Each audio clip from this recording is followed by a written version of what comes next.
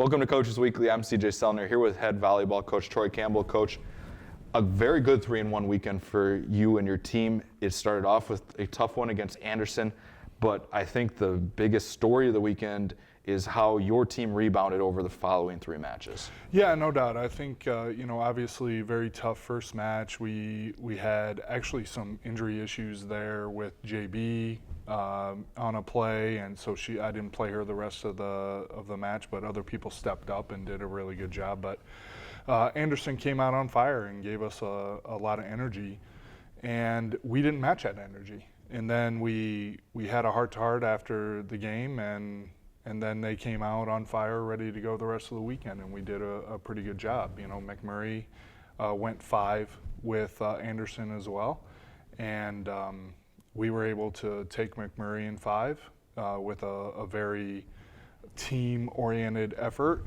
And then the next day we showed up and did a really great job of putting some teams away and not wanting to just get out of Dodge and, okay, I'm done with the weekend. They played down to the very last point and did a really good job. And another story from the weekend that we have to talk about, Alex Klassen coming in, moving into the setter position and just performed all weekend long. Your team over the last 3 matches has season highs in kills, season low in errors, attack percentages, especially Jalen Johnson was just through the roof. But just for her to come in and contribute immediately, the stage was not too bright for her. Yeah, no doubt. She did a fabulous job. She's got such a great attitude all the time. She's worked really hard over the last year that we worked with her. And she's coming from an inexperienced background, and she's, offensively and defensively and the whole deal. It took a lot for her to get to where she's at right now to understand the inner workings of what we're doing. But she stepped in and when we needed her to step up and did a great job. And you have to be happy for a player who is waiting for their opportunity and then gets flung into a difficult situation and doesn't show any nerves or doesn't make any uncharacteristic mistakes and just steps in and you just have to give her a couple of points of advice and she goes out and puts it to work. So yeah, she was a definite bright spot from the weekend. She did a really good job. Offensively, Jalen Johnson getting going, just putting together some really good numbers offensively. 18 kills in a match, which is a career high for her. If she gets going like that, I feel really bad for people at the net and definitely the back row because there's a chance that your face gets redecorated. Yeah, no doubt about it. She's done that a few times to our own team. But it's, she's one of those attackers who you don't necessarily need to tell her where to attack. You just go up, stay away from the meat of the block, and just hit the heck out of it, and you're going to be successful. And that's once she kind of slows down her swing a little bit and gets into the technique of what she's doing, she's able to finish her swing and get kills, and she can hit over a block or through a block, it doesn't matter. So, and she plays with more intensity when she feels confident. And she's getting that confidence behind the hard work that she's done on her way back in these last few weeks to make sure her swing's where it needs to be. So, yeah, she's and now she's getting her blocking game going as well. And that's kind of been the thing with Jalen. Every year it's been kind of a work to get back into it. And now that she's clicking and her and Alex really clicked this weekend, it bodes well for our team. So hopefully we can keep that up this week. And 2 other things that have really stood out through the non-conference portion of the season for you is blocking. Is you've shown that this team, you guys are in the top 20 in the country in total blocks. And then your serve game, which we talked about that you're going a little bit more conservative, but you've had a couple people behind the line. Your service ace numbers, again, in the top portion of the country. It's going to be kind of the bread and butter of this team so far. How is that just going to complement if this attack gets going as it did over the weekend? Well, that's the deal. When you look at our stat line, blocking and serving is in the atmosphere right now. We're doing incredible in those 2 statistical areas, and then all we need to do is pick up our offensive game, both from a serve-receive aspect as far as passing and ball control is concerned, but also setting and getting the ball to the right attackers in good situations. So once we button that up, and it is still early in the season, we start our conference schedule this week, and it just the base has got to be blocking and serving. Our ball control out of serve receive is the third aspect of that. And if we control those 3 areas of the game, then the other team is forced to play what we want them to play. They're forced to do what we want them to do.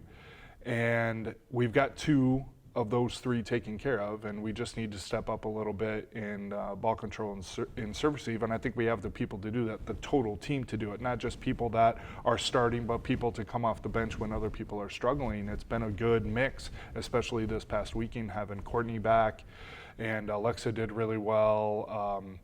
Jen stepped in there and did a good job. So all 3 of those, along with JB and Alyssa, are doing a great job. We just got to find the right mix on that night that's going to step up to the service pressure that other teams are inevitably going to have to put on us.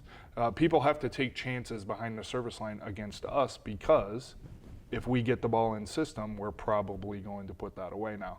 So getting us out of system is extremely important to other teams. We have to realize that, step up to that pressure.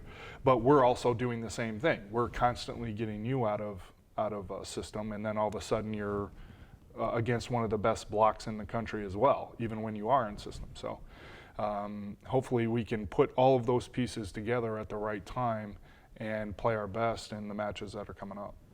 One that's coming up that everybody has circled on the calendar every single year, Dominican, coming to our house.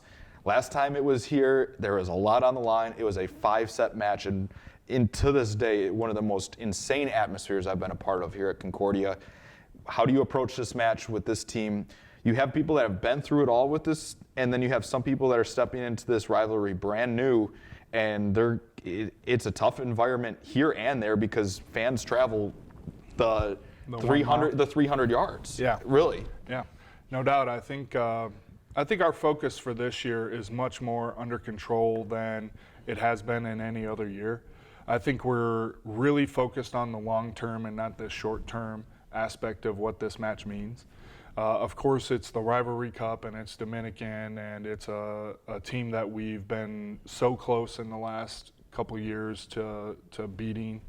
But it's also about, can we get better in this atmosphere for a postseason run? And can we learn some lessons from this that we can take into other experiences that we'll have this season in conference and so on and so forth? Because playing at Aurora is no different, or CUW, or at MSOE or Edgewood or wherever we're going to go with the better teams in our conference.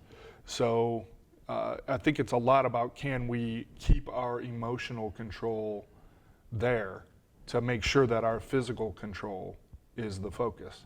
And I think we'll be able to do that, because I think we have a bunch of players that are about, it's not about the win-loss of what we're doing. It's about, are we playing our absolute best? And our best, we know, is good enough to compete with anybody that is going to be on the court with us. So hopefully we can keep those focuses and continue to work on the discipline necessary to keep us in matches, and not about, well, I made a hitting error in a big situation, okay, and we lost a game.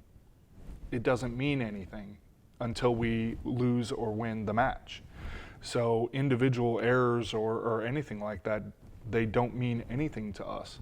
What matters to us is that big picture of what we're doing. So hopefully we can keep that in focus for us. And, of course, it'll be a big atmosphere. All of our student athletes and general students here will come out and watch the match, and it'll be packed, and Dominican will be here, and there'll be contentiousness, I'm sure, and security needed, and blah, blah, blah.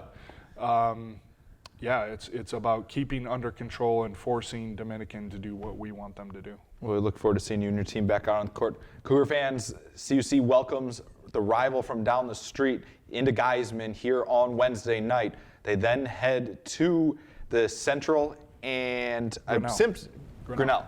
They have two different locations. If you can't make it to the games, you can find all the live links at cucougars.com/coverage. For head coach Troy Campbell, I'm CJ Selner. Thank you for watching Coaches Weekly.